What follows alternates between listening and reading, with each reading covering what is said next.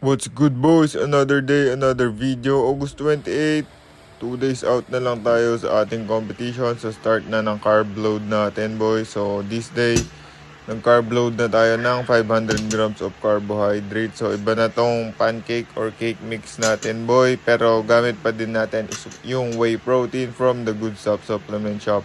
Sarap boy. Okay, so yung core chunks pa din yan. Tapos ayan, mirror check.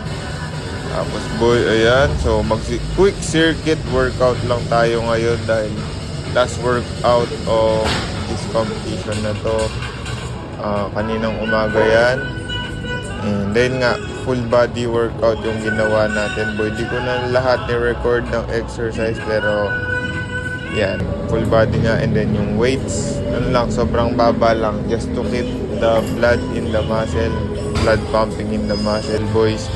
Para lang pagka kumain palalo tayo ng carbs, pumasok palalo yung carbs sa mga muscle natin boy. Tapos ayan na yung physique natin, physique update. So late na akong makakapag-upload or ma-upload nito kasi boy, kakatapos lang namin magbulbul ni Boss Neg. Tinanggal niya na lahat ng mga bulbul ko, pati sa pitaklan ko boy, tinanggal niya yung bulbul ko.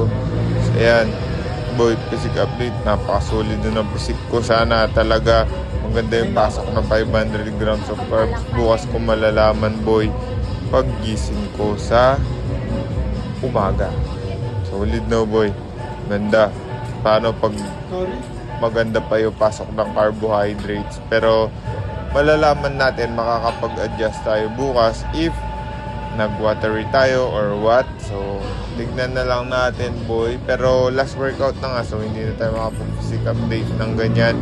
Ang next physique update natin is show day na boy. So, lead boys. Tapos uuwi na tayo, kakain na tayo. Rice meal naman, naghihintay na yung dalawa, si Billy at si Laylay. Yun boy, taste test ko na yung rice. Puro rice yan, 900 grams of rice ba naman sa isang araw. In-split ko lang sa 3. Pero hindi ko na pinakita dito sa reel. Let's go!